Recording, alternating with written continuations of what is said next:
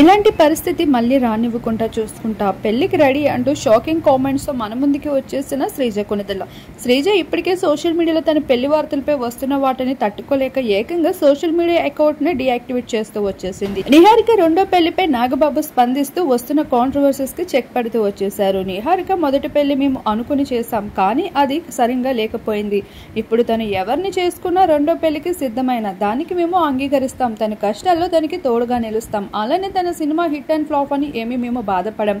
తను సక్సెస్ అయినా అవ్వకపోయినా మేము తన తండ్రిగా ఎప్పుడు తన దగ్గరే ఉంటా అంటూ నాగబాబు సెన్సేషనల్ కామెంట్స్ ని చేస్తూ వచ్చారు.